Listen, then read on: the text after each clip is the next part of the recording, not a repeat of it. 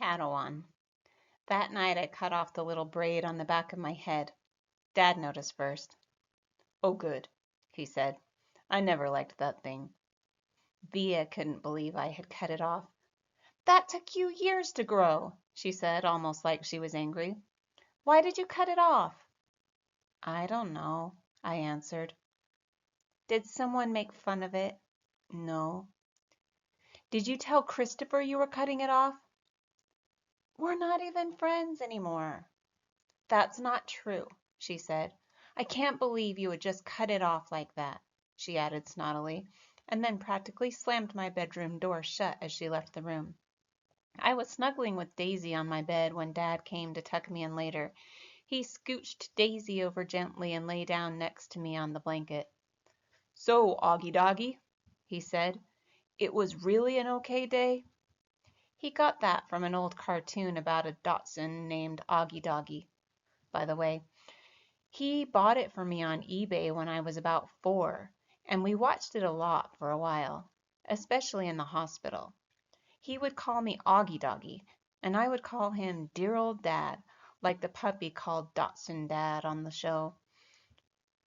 "Yeah, it was totally okay," I said, nodding. "You've been so quiet all night long." "I guess I'm tired." "It was a long day, huh?" I nodded. "But it really was okay?" I nodded again. He didn't say anything, so after a few seconds I said, "It was better than okay, actually."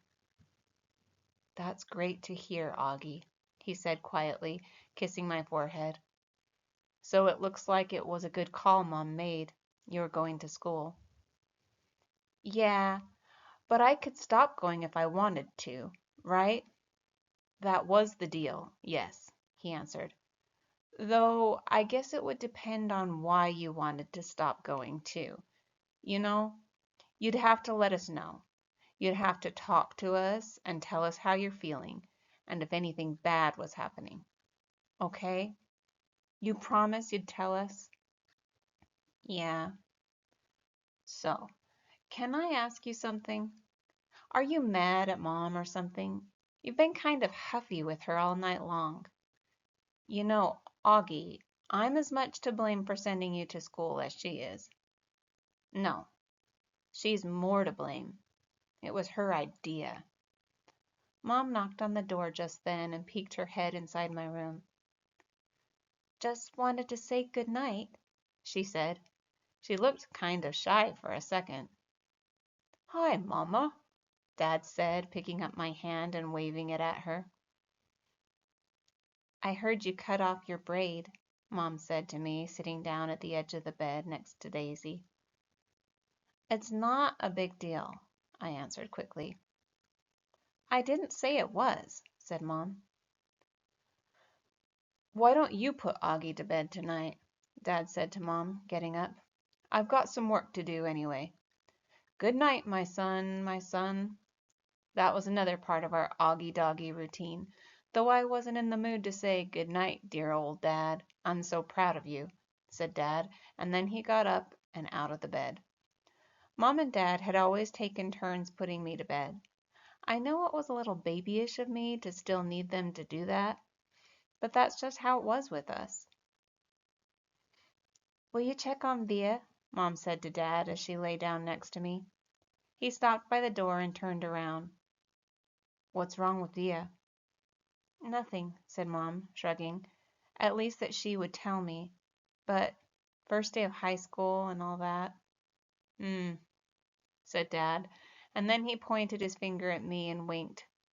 "It's always something with you kids, isn't it?" he said. "Never a dull moment," said Mom. "Never a dull moment," Dad repeated. "Good night, guys." As soon as he closed the door, Mom pulled out the book she'd been reading to me for the last couple of weeks. I was relieved because I really was afraid she'd want to talk, and I just didn't feel like doing that. But Mom didn't seem to want to talk either. She just flipped through the pages until she got to where we had left off. We were about halfway through The Hobbit. Stop, stop, shouted Thorin, said Mom, reading aloud. But it was too late. The excited dwarfs had wasted their last arrows, and now the bows that Bjorn had given them were useless. They were a gloomy party that night, and the gloom gathered still deeper on them in the following days. They had crossed the enchanted stream, but beyond it the path seemed to straggle on just as before, and in the forest they could see no change. I'm not sure why, but all of a sudden I started to cry. Mom put the book down and wrapped her arms around me. She didn't seem surprised that I was crying. "It's okay," she whispered in my ear. "It'll be okay." "I'm sorry," I said between sniffles. "Shh," she said, wiping my tears with the back of her hand. "You have nothing to be sorry about." "Why do I have to be so ugly, Mommy?" I whispered. "No, baby, you're not." "I know I am." She kissed me all over my face. She kissed my eyes that came down too far. She kissed my cheeks that looked punched in. She kissed my tortoise mouth. She said soft words that I knew were meant to help me. But words can't change my face.